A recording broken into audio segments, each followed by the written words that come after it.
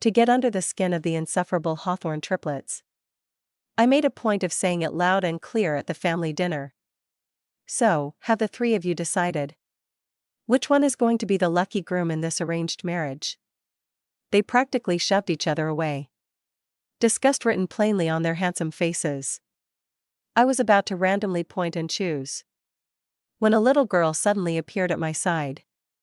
She claimed to be from 8 years in the future. "Mommy, I finally found you." She threw herself into my arms. Then looked up at the Hawthorn brothers. "Daddy, you're here, too. You really, really love Mommy. Don't you? You follow her everywhere. No wonder when she said she didn't want you anymore. You had to go find a rooftop to cool down." Wait a second. The little girl's eyes went wide. How do I have 3 daddies? The entire room fell into a dead silence. After what felt like an eternity, the eldest triplet, Arthur Hawthorn, was the first to react. "What nonsense are you talking about, kid?" He then shot me a cold look. "I get it, Stella. This is another one of your little ploys. Isn't it? You hired an actress." Before I could argue, the little girl in my arms puffed out her cheeks in anger. "Daddy, are you trying to make Mommy mad? Candy won't help you get back in her good graces this time." "Who's your daddy?" All 3 of them snapped in unison. "Well, it's either you or him." "Or him," the little girl said, pointing a chubby finger at each of the triplets in turn. "When Daddy stands with his brothers, Candy gets confused. You must remember your father's name." Arthur pressed. "I only know his last name is Hawthorn. You don't even know his first name. And you expect us to believe this isn't an act?" The little girl got flustered. "It's because he always calls himself Mommy's good little puppy." I took a sip of water and nearly choked. Was that something you could just say out loud? The Hawthorn brothers' faces were a thunderous shade of black. Normally no one would believe such a ridiculous story. Except the little girl's features were a perfect miniature version of theirs. Down to the sharp jawline and the intense eyes. If you looked closely, you could even see a faint resemblance to Mr. and Mrs. Hawthorn. The little girl. Candy tugged on my sleeve. "Mommy. Which one is my daddy?" How should I know? My brain was about to short-circuit. That was a question far beyond my pay grade. "Oh, right. I remember now." Candy clapped her hands. At this time, Mommy and Daddy's relationship was still really bad. Her voice dropped to a conspiratorial whisper. It was because my auntie was bullying Mommy. And Daddy helped her do it. He regretted it for a long time afterward. It was like she was dropping a series of bombs. The room fell silent once again. My stepsister Luna immediately panicked. "Little girl, you shouldn't tell lies." "I'm not lying," Candy said matter-of-factly. "My mommy is allergic to shellfish.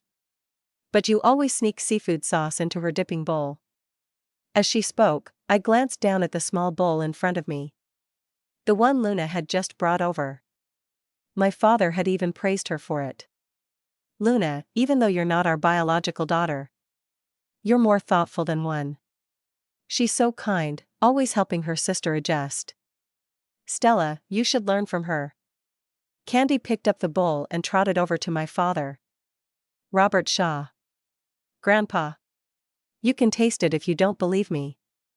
Robert was still in a state of shock. But before he could respond, Candy spun around and called out to the family chef. "Never mind, let's ask Angus. Grandpa Angus, can you smell this? Is there seafood sauce in here?" Angus had been our family chef for nearly a decade. He took one sniff and nodded decisively. "Yes, there is. It's the new brand of oyster sauce I just bought. That's the smell." In an instant, every eye in the room swiveled to Luna. Her face was pale with panic. I just forgot my sister was allergic. I swear it wasn't on purpose." Her eyes welled up with tears. Arthur's brow furrowed with concern for her. I believe Luna. She's not that kind of person. I believe her, too. We've known her since she was a little girl.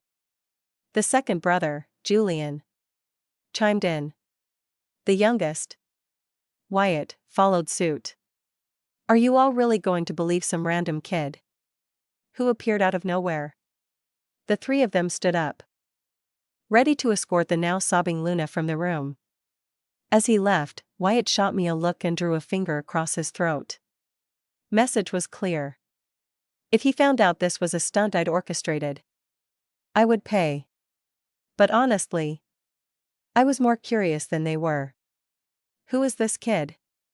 Because I couldn't stand a single one of the Hawthorn brothers. The Hawthorn triplets despised me.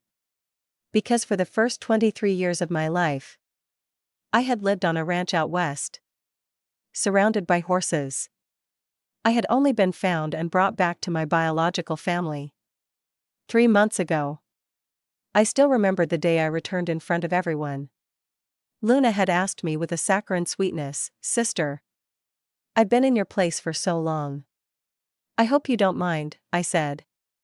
I do. Luna, clearly not expecting my bluntness, burst into tears. The triplets immediately rushed to comfort her. And that's when their animosity toward me began. But I was only telling the truth. Luna was adopted from an orphanage, simply because she bore a slight resemblance to me. By then, I'd been missing for 3 years. To soothe their grief, my parents adopted her and let her take my place. Her name, Luna, meant blooming a new life for them. She was obedient and sweet. But whenever my parents started making plans to search for me again, Luna would conveniently come down with a fever or a headache, tying them down. Over time, the search for me was forgotten. She had lived comfortably as their only daughter for years. Now that I was back, it was time for a reality check. She needed to understand whose life she'd been borrowing. As for the Hawthorns next door, our families had a long-standing marriage agreement. The bride was supposed to have been Luna. Now it was me. None of the 4 of them were happy about it. Funny, neither was I. Every time I saw the 3 brothers grinning like idiots around Luna, I wondered if fate was plotting the downfall of the Hawthorn dynasty. How could anyone be so monumentally stupid? Case in point. The day after the dinner party, a DNA sample from Candy had been sent for testing. But the results weren't back yet. Still, they were already scrambling to pledge their allegiance to Luna. Who do you think Candy's father is? Well, you can rule me out. Julian, the second brother, said. With absolute certainty. I'm allergic to country girls. I couldn't possibly touch Stella. It's not me, either. Arthur, the eldest and most serious, said, adjusting his glasses. I would rather become a monk than be with Stella. Wyatt, the youngest, chimed in. Don't look at me. I can't stand her. Marrying her and having a kid? You might as well just kill me now. It has to be a setup, Arthur concluded. Stella hired a child who looks like us, because she was afraid none of us would agree to the marriage. She's disgustingly desperate. Yeah, that must be it. What a bunch of idiots. Did they think they were so clever? They didn't even bother to lower their voices when they were bad-mouthing someone? Hopeless. I was sitting just inside the window, sharing a snack with Candy. They're saying such mean things about us. I whispered to her. How are you not sad? There's nothing to be sad about. Candy swung her little legs. Perfectly calm. The time is almost here. What time? The time for Daddy to fall in love with Mommy. And how do you know? That little girl puffed out her chest with pride. Because I peeked at Daddy's diary. Of course.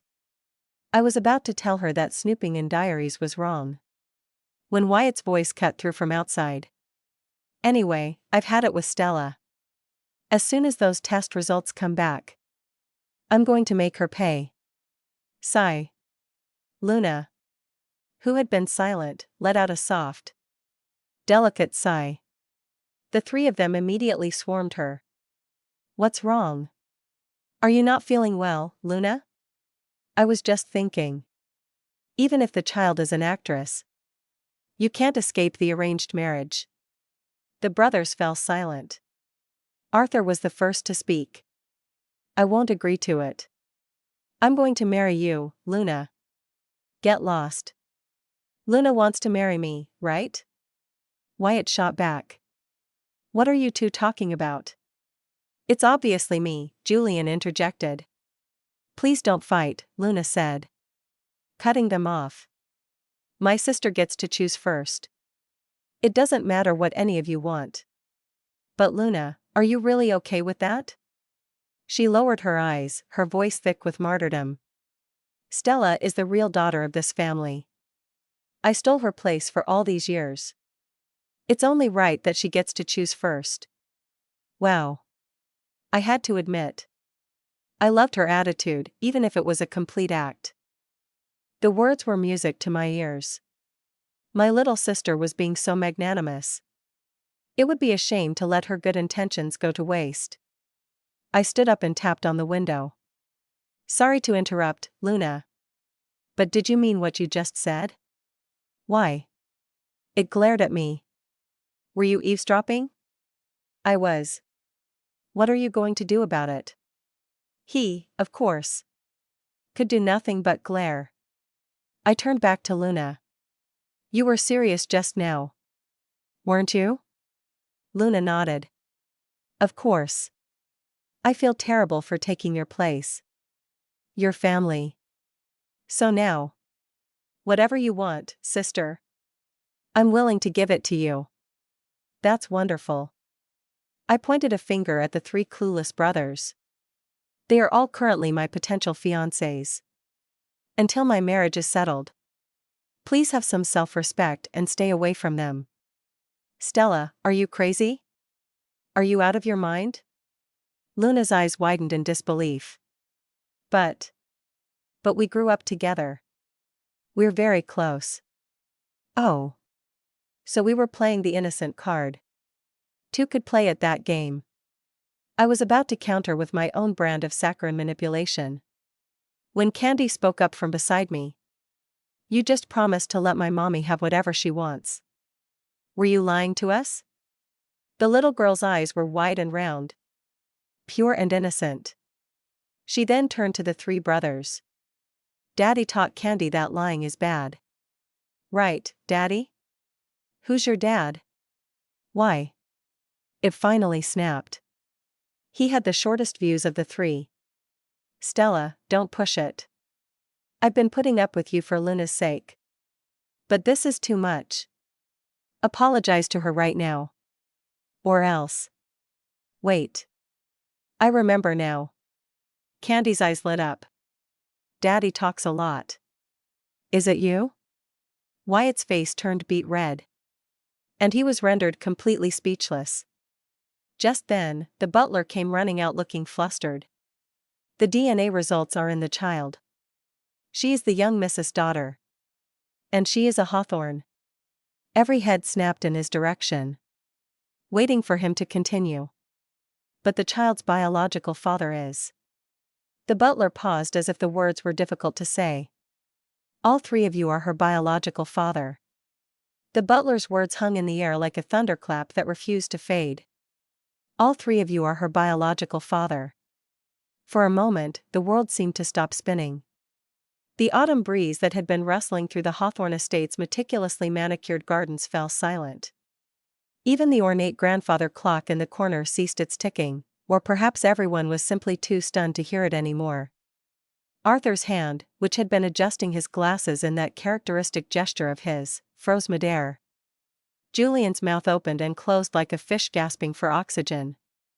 Wyatt, who never met a silence he couldn't fill with words, stood perfectly still, his face cycling through shades of red, white, and an alarming purple. That's scientifically impossible, Arthur finally managed, his voice barely above a whisper. His analytical mind was clearly short-circuiting, trying to reconcile the laws of biology with what he'd just heard. The butler, Henderson, had served the Hawthorn family for 30 years. He'd seen scandals, secrets, and surprises that would make a soap opera writer weep with envy. But even his weathered, impassive face showed cracks of bewilderment. "The laboratory ran the tests 3 times, sir," Henderson said, pulling out a manila envelope with trembling hands. "They thought there was a contamination issue at first. But the results were consistent. The child shares genetic markers with all 3 of you. It's unprecedented."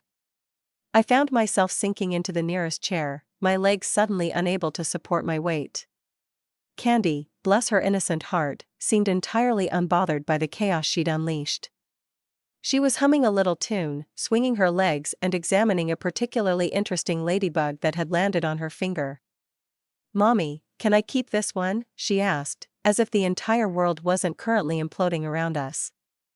Luna, I noticed, had gone completely pale. Her carefully maintained facade of sweet martyrdom had cracked, revealing something closer to panic underneath. Her fingers clutched at her pearl necklace, the one Arthur had given her last birthday, so tightly I worried she might snap the strand. "This is a mistake," she said, her voice higher than usual. "It has to be. Maybe the DNA samples got mixed up, or—" "The samples were collected under strict supervision," Henderson interrupted gently. "Dr. Morrison from the Shaw family oversaw the entire process personally, at Master Robert's request." My father. I'd almost forgotten he was involved in this. Robert Shaw might have been distant and preoccupied for most of my childhood, well, the childhood I'd spent on the ranch before they found me, but when it came to matters of family legitimacy, he was thorough to the point of obsession. "Where is my father now?" I asked. "In his study, miss. He requested privacy after receiving the results." Of course he did. Robert Shaw's idea of processing shocking information involved expensive whiskey and brooding silence. I'd inherited my stubbornness from him, and apparently nothing else. Arthur was the first to recover his composure, though his knuckles were white where they gripped the DNA report. "There has to be a logical explanation. Triplets share identical DNA, yes, but that doesn't mean—" "It means exactly what you think it means," I cut him off, surprised by how steady my voice sounded. "You're all genetically identical. So if Candy is related to one of you, she's technically related to all of you." The simplicity of the explanation seemed to hit them like a freight train. "But that still doesn't explain which one of us is actually her father," Julian said slowly, his pretty boy features scrunched up in concentration. "The actual, biological father who—" He stopped, apparently unable to complete that sentence while looking at me. The tips of his ears turned red. Candy chose that moment to pipe up again. "Daddy always said that Mommy was really, really beautiful when she was mad. He said her eyes sparkled like stars, and her cheeks got all pink, and he wanted to kiss her until she forgot why she was angry in the first place." 3 pairs of identical hazel eyes swiveled to look at me. I could feel heat creeping up my neck. "That sounds like something Wyatt would say," Arthur muttered. "Are you kidding?" "That's totally Julian's style," Wyatt shot back. "You're both wrong." "I'm the romantic one," Julian protested. "Since when?" they chorused. I cleared my throat loudly. "Can we focus on the actual problem here? We have a child from the future claiming one of you is her father, and we need to figure out how that's even possible." "Time travel isn't real," Arthur said flatly. Candy looked up from her ladybug, her expression suddenly far more serious than any 6-year-old should be capable of. "Daddy said that too, at first. He said it was impossible, that it defied every law of physics he knew. But then Grandma Hawthorn got sick, really sick, and nothing could save her. So Daddy spent 3 years building a machine, trying to find a way to go back and warn her earlier." The mention of their mother sent a visible shock through the triplets. Mrs. Hawthorn had passed away 2 years ago, according to what I'd heard. A sudden illness that came on fast and left faster. The brothers had been devastated. "Our mother is alive," Wyatt said, but his voice wavered with uncertainty. "Right now, she is," Candy agreed. "But in my time, she's been gone for 6 years." Daddy was so sad. He stopped smiling for a whole year. That's why he built the time machine, not to save her, because that didn't work, but to come back and tell Mommy he was sorry. He wanted to fix things before they got broken. The little girl's eyes glistened with unshed tears. "But then I found the machine in his workshop, and I pressed all the pretty buttons, and I ended up here instead. Daddy's going to be so worried."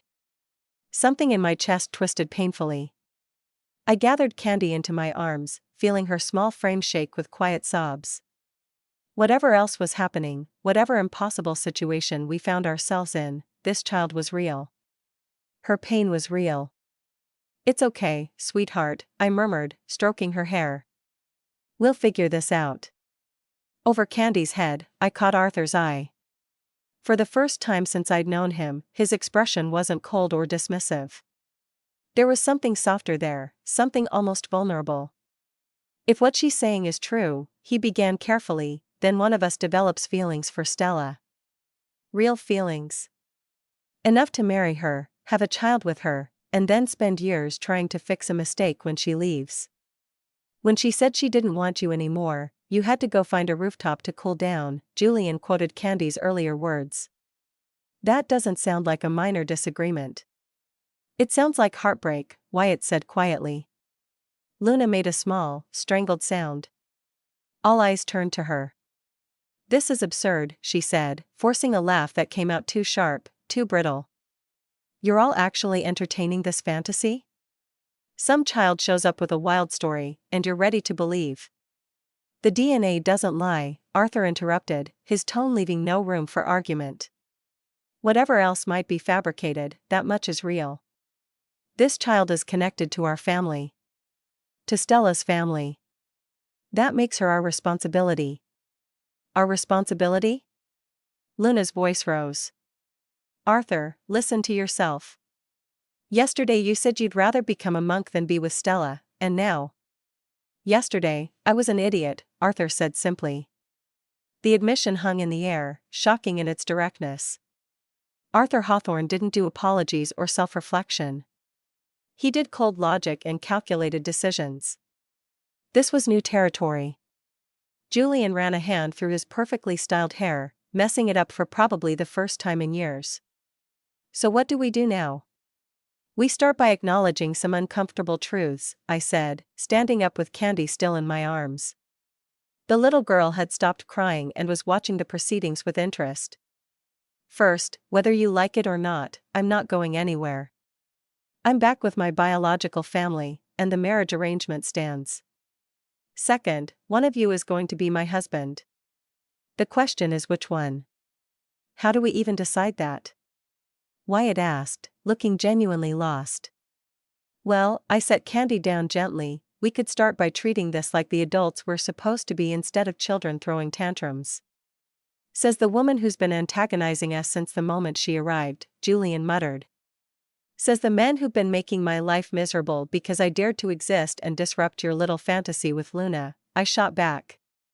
Candy tugged on my sleeve. "Mommy, Daddy says that you and he fought a lot at the beginning because you were both too proud to admit you liked each other." "I do not like any of them," I said firmly. 3 simultaneous scoffs answered me. "The feeling is mutual," Arthur said coldly. But Candy just smiled, that knowing smile that seemed far too wise for her age. "That's exactly what Daddy said, too." Word for word. The next few days passed in a surreal blur. Robert Shaw, my father, decided that until we sorted out this mess, his words, Candy would stay with the family. A room was prepared for her next to mine, filled with toys and books that appeared almost overnight. The Hawthorn brothers, meanwhile, seemed to be going through their own private crisis. I'd catch them watching me when they thought I wasn't looking, their expressions thoughtful rather than hostile. It was unnerving. Luna, on the other hand, became increasingly erratic. She'd always been good at playing the victim, but now there was a desperate edge to her performance. She started having accidents, tripping on stairs, feeling faint at dinner, developing mysterious headaches that required one or more of the brothers to stay by her side. It was transparent and pathetic, and I might have felt sorry for her if she hadn't tried to poison me with seafood sauce. "Auntie is really pretty," Candy observed one afternoon. We were in the garden, and she was helping me tend to the roses. Well, helping in the way 6-year-olds do, which mostly involved getting more dirt on herself than in the flower pots. "She is," I agreed neutrally. "But Daddy said pretty on the outside doesn't mean much if someone's ugly on the inside." I paused in my pruning. "Did he say that about Luna?" "No, he said it about himself. He said he was ugly on the inside for a long time because he let Auntie make him mean to you. He said he regretted it every day." The pruning shears slipped in my hand, and I nearly cut myself. "Candy, do you know which of your uncles is actually your father?" She tilted her head, considering. "I know, but I'm not supposed to tell. Daddy said that if I told you too early, it might mess everything up. Things have to happen in the right order." "What things?" "The falling in love things." She said it so matter-of-factly, as if falling in love was as simple and inevitable as the sun rising. "I'm not going to fall in love with any of them," I said firmly. Candy just hummed and went back to her digging. "That's what Mommy says in the diary too." Right before the part where she admits she was wrong. The turning point came on a rainy Thursday evening. I'd been summoned to the Hawthorn estate for dinner, a formal affair meant to discuss the marriage arrangements according to the stiff invitation. I'd considered refusing, but curiosity got the better of me. Also, Candy had begged to come along, and I couldn't deny her the chance to see her daddy, even if we didn't know which one he was. The dinner was as awkward as expected. Mrs. Hawthorn, very much alive and well in this timeline, presided over the table with the grace of a queen. She'd always been kind to me, one of the few people who didn't seem to judge me for my ranch upbringing. "Stella, dear," she said warmly, "I'm so glad you could join us. And little Candy, what a delight." "Hello, Grandma," Candy said cheerfully, then froze. "Oh. Hello, Mrs. Hawthorn?" The older woman's eyes twinkled with amusement. "Grandma is fine, darling. I have a feeling I'll be earning that title soon enough." The brothers shifted uncomfortably in their seats. Mr. Hawthorn, a distinguished man with silver threading through his dark hair, cleared his throat. "Let's address the elephant in the room," he said. "The DNA results confirm that Candy is family. Regardless of the unusual circumstances of her appearance, she is a Hawthorn and a Shaw. That makes her our responsibility and our joy." "Here, here," Mrs. Hawthorn agreed, raising her wine glass. "As for the marriage arrangement," Mr. Hawthorn continued, "I propose we let Stella choose. After all, she's the one who will have to live with whichever son she selects." "That's hardly fair to us," Wyatt protested. "We don't get a say?" "You've had months to make a good impression," his mother said dryly. "From what I hear, you've squandered that opportunity spectacularly." Julian had the grace to look ashamed. "We may have been less than welcoming." "You were cruel," I corrected. "All three of you. You made it clear from day one that you wanted nothing to do with me, that I was an inconvenience, an embarrassment, a poor substitute for Luna." The words came out harder than I'd intended, but once I started, I couldn't stop. Months of frustration and hurt poured out. You mocked my accent, my clothes, my manners. You excluded me from conversations, made inside jokes I couldn't understand, and treated me like I was invisible unless you were actively trying to make me feel small. And for what? Because I dared to be the actual daughter of the Shaw family? Because your precious Luna might have to face the reality that she was living a borrowed life? Arthur set down his fork carefully. "You're right." I blinked. "What?" "You're right," he repeated, meeting my eyes directly. "We were cruel. We were unfair. And we have no excuse except that we were comfortable with the way things were, and you represented change. We took out our frustration and confusion on you when you were innocent of everything except existing." Julian nodded slowly. I thought I was defending Luna, but really, I was just being a coward. It was easier to make you the villain than to admit that our loyalty was misplaced. I was jealous, Wyatt admitted quietly. Luna always needed us, relied on us. You didn't need anyone. You were so self-sufficient, so confident, and it made me feel unnecessary. I lashed out because of my own insecurity. I stared at them, searching for signs of deception or manipulation. But their faces held only genuine regret. Pretty words, I said carefully. But words are easy. Actions matter more. Then let us prove it, Arthur said. Give us a chance to show you we're more than the monsters we've been. Why should I? In a few weeks, I'll marry one of you, and the others will go back to Luna. What's the point of this performance? Because Candy deserves better, Mrs. Hawthorn interjected gently. That little girl came back through time, however impossible that seems, and she clearly loves her parents deeply. Both of them. Do you want her to go back to a future where her mother and father are miserable? I looked at Candy, who was unusually quiet, watching the adults with those two knowing eyes. What do you think, sweetheart? I asked her. Should I give them a chance? She nodded solemnly. Daddy worked really hard to be a good person. But he always said it started with one chance Mommy gave him when he didn't deserve it.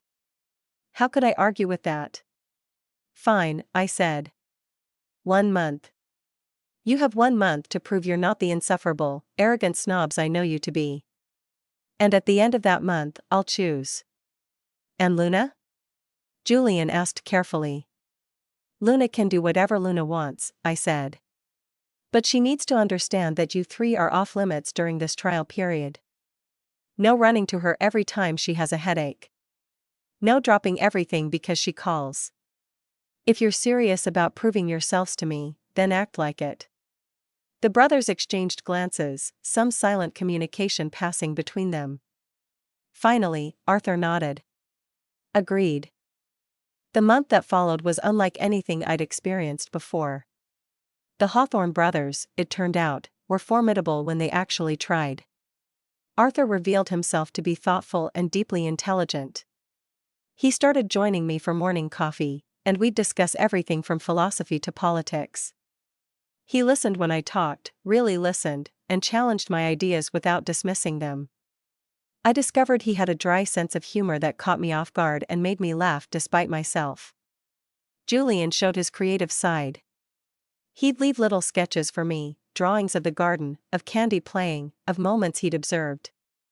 Each one was beautiful and detailed, capturing emotions I didn't know he'd noticed. He also turned out to be an excellent cook, and several evenings found us in the kitchen, experimenting with recipes while Candy supervised. Wyatt was perhaps the most surprising. Beneath the arrogance and bravado was someone genuinely funny and warm. He made everything an adventure, turning mundane errands into exciting expeditions. He was wonderful with Candy, playing with her for hours and making up elaborate stories that had her giggling until she couldn't breathe. And somewhere along the way, without quite meaning to, I started to let my guard down. I'd catch myself smiling at Arthur's rare jokes, looking forward to Julian's artistic surprises, seeking out Wyatt's company when I needed cheering up. The walls I'd built so carefully around my heart were developing cracks, and I wasn't entirely sure how I felt about that. Luna, predictably, did not handle this development well. Her accidents increased in frequency and severity. She started showing up at the most inconvenient times, always with some crisis that needed immediate attention. But the brothers held firm. They were polite but distant, making it clear their priorities had shifted. I don't understand, she cornered me one day, her face blotchy from crying. What did you do to them? They were mine. We had plans, a future, and you ruined everything. I didn't do anything, I said honestly. They made their own choices. Because of that little brat and her stories. She's probably not even from the future. You probably coached her on what to say. Do you really believe that? Luna's face crumpled. I don't know what to believe anymore. I've lost everything because you came back. It's not fair. For the first time, I felt a genuine pang of sympathy for her. You didn't lose everything, Luna. You lost things that were never really yours to begin with. My family, the Hawthorn brothers, this life, you were borrowing it all. It was always going to end. But I loved them, she whispered. I really did love them. Which one?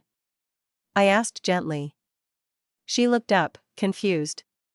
What? Which brother did you love? Because from where I'm standing, you seemed to love whichever one was paying you attention at any given moment. Her silence was answer enough. You loved being loved, I continued, not unkindly. You loved having 3 handsome, wealthy men competing for your affection. That's not the same as loving any individual person. Real love is choosing one person and committing to them, flaws and all.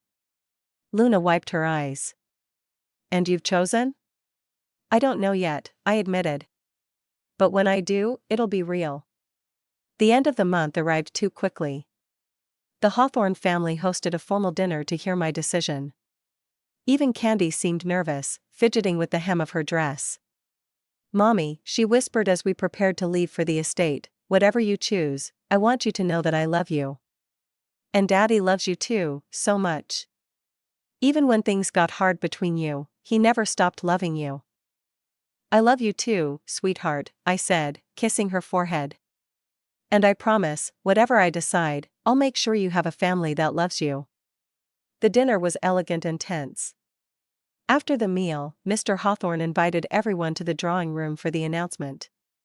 I stood before the 3 brothers, looking at each of them in turn.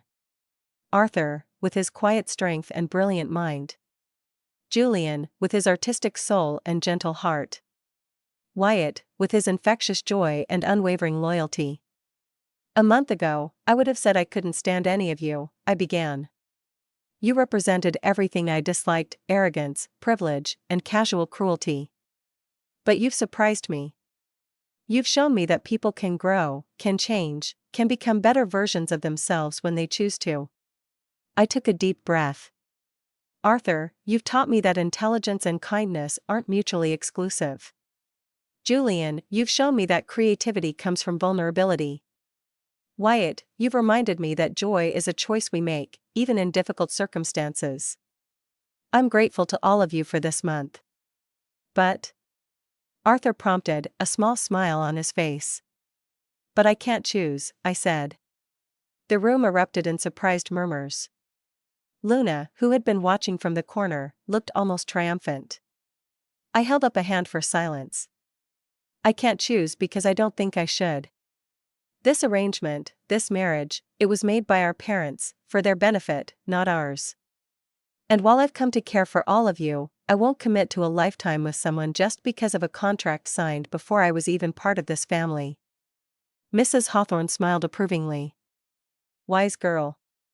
However, I continued, I'm not refusing the marriage entirely. I'm asking for time. Real time, without the pressure of deadlines or obligations. Let me get to know you as people, as individuals, without the shadow of this arrangement hanging over us. And when, if, I'm ready to marry one of you, it'll be because I choose to, not because I have to. Arthur stepped forward. And if you never choose? If you decide none of us are right for you? Then I'll face the consequences of breaking the arrangement, I said firmly. But it'll be my choice. My decision. And I can live with that. Wyatt laughed suddenly. You know what? I love this. No more pretending, no more games. Just honest courtship. It's very romantic, Julian agreed. It's practical, Arthur corrected, but his eyes were warm. And I respect that. Candy tugged on my hand. Mommy, I need to tell you something. What is it, sweetheart? She looked around the room, her expression serious. I know which one is my daddy. Every person in the room leaned forward. But I'm not going to tell you, she continued. Because Daddy said that the best part of falling in love is the journey, not the destination. You need to figure it out yourself, or it won't mean anything. When do you have to go back? I asked, suddenly dreading the answer. Soon, she said sadly. The time loop only lasts 30 days. That's tomorrow. Tomorrow? My heart clenched. But I'm not ready to say goodbye. You don't have to, Candy said, smiling through tears. Because you'll see me again. In 8 years, I'll be born, and you'll get to watch me grow up all over again. And this time, you'll make sure Daddy doesn't make the mistakes he made before. You'll build a better future together. She hugged me tightly, and I held her, memorizing the feel of her small body, the scent of her strawberry shampoo, the sound of her heartbeat. I'll miss you, I whispered. I'll miss you too, Mommy. But I'll see you again soon. Well, your soon, not mine. Time travel was confusing. That night, as I tucked Candy into bed for the last time, she reached under her pillow and pulled out a small, leather-bound book. Daddy asked me to give you this, she said. He said you should read it after I'm gone. It's his diary, from the future. He wanted you to know the truth. I took the book with trembling hands. Thank you, sweetheart. Mommy? Promise me something. Anything. Promise you'll be happy. Even when things are hard, even when you're scared, promise you'll choose happiness. I promise, I said, tears streaming down my face. The next morning, Candy was gone. Her room was empty, the bed neatly made, with only a single candy wrapper left on the nightstand as proof she'd ever been there. I sat on the edge of the bed, clutching the diary, and finally opened it. The first entry was dated 8 years in the future. Stella left today. She took Candy and moved out, and I can't blame her. I've been an idiot, a coward, and a terrible husband. I chose pride over love, work over family, and now I've lost everything that matters. I keep thinking about the beginning, about how hard I fought against my feelings for her. How I convinced myself that loving her was a weakness, that needing her made me less of a man. What a fool I was. If I could go back and do it all over again, I'd choose differently. I'd choose her every single time. I'd tell her I loved her sooner, held her closer, made her know that she was my entire world. But I can't go back. Or can I? The entries that followed detailed the construction of a time machine, the failures and small successes, the determination to fix what had been broken. And woven throughout were memories, beautiful, painful, honest memories of our life together. The first kiss on a rainy afternoon. The proposal during a meteor shower. The day Candy was born, and how holding our daughter made him cry for the first time in years. The fights, the makeups, the quiet moments of joy that made life worth living. And in every entry, in every word, was love. Desperate, consuming, eternal love. The final entry was addressed to me. My dearest Stella. If you're reading this, then Candy found you. I've tried so many times to go back myself, but the machine won't take me, only her. Maybe because she's younger, or because her connection to both timelines is stronger. Or maybe because the universe knows I'd mess it up, say the wrong thing, make the same mistakes all over again. So I'm sending our daughter instead, with this diary and a simple message: I love you. I have always loved you. Even when I was too stupid and stubborn to admit it, even when I pushed you away, even when I let Luna's poison blind me to what was real and good and true, I loved you. You deserve better than the way I treated you, then and now. You deserve someone who chooses you first, always. Someone who sees your strength and your beauty and your incredible heart, and treasures all of it. I want to be that person. I want a chance to do this right, to build a life with you that's full of joy and laughter and love. But I know I haven't earned that yet. I know I have to prove myself worthy of you. So take your time.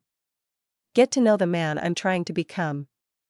And if, at the end of all this, you choose someone else, even one of my brothers, I'll accept it. Because your happiness matters more than my heart. But I hope you'll choose me. God, how I hope you'll choose me. All my love, forever and always. Your husband, I hope. The entry wasn't signed with a name, but pressed between the pages was a pressed flower, a white rose, the same kind that grew in the garden where Julian and I had spent so many afternoons. No, wait. I flipped back through the diary, looking for more clues. There was a margin note about a book recommendation, something Arthur had mentioned in our morning coffee sessions. And a sketch in the corner that perfectly captured Wyatt's handwriting style.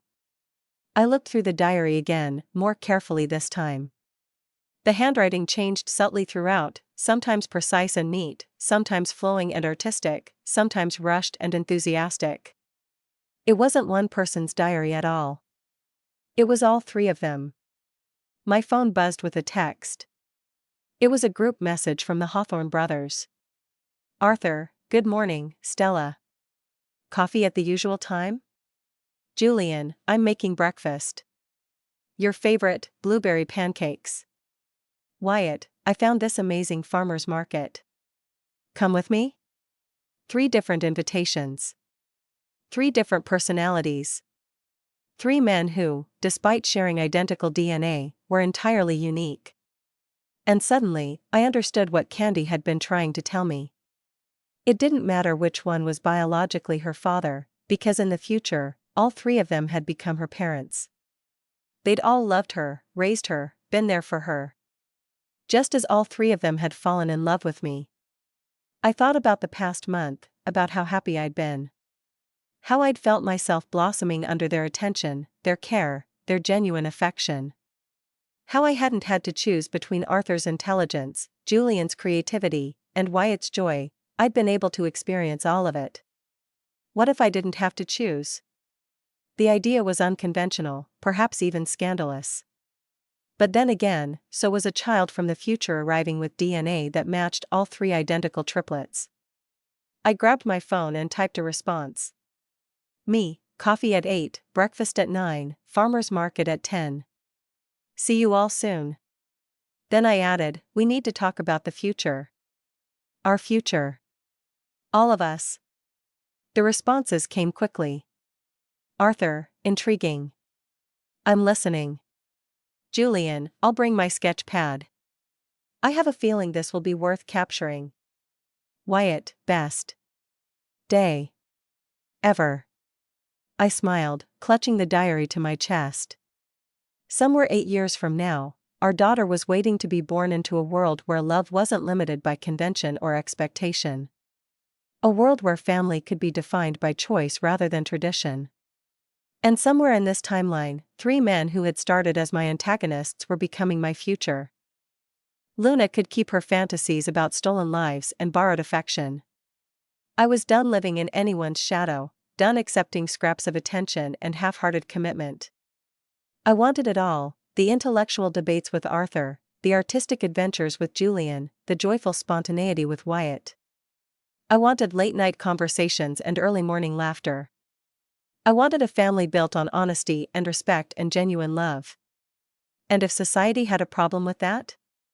Well, they could take it up with the time-traveling child who had already proven that the future was ours to write. I opened my closet and selected my outfit carefully. Not the designer dresses Luna favored, nor the ranch casual clothes I'd arrived in. Something in between, something that was purely, authentically me. As I dressed, I caught sight of my reflection in the mirror. My eyes were bright, my cheeks flushed with anticipation. I looked happy. I looked like someone on the verge of something wonderful. Thank you, Candy, I whispered to the empty room, to the daughter I wouldn't meet for 8 more years. Thank you for showing me what's possible. The morning sun streamed through the window, painting everything in gold. Outside, I could hear the gardeners working, the fountain bubbling, life continuing in its beautiful, messy way. And I realized something profound, I wasn't scared anymore. Not of the future, not of making the wrong choice, not of what people might think or say. Because love, real, honest, transformative love, wasn't about playing it safe. It was about being brave enough to reach for happiness, even when it didn't fit the mold everyone expected. I grabbed Candy's diary, my phone, and my courage, and headed downstairs. The Hawthorn brothers were waiting for me, 3 identical faces wearing 3 completely different expressions of hope. And I smiled, because I finally understood what Candy's fathers, had been trying to tell me all along.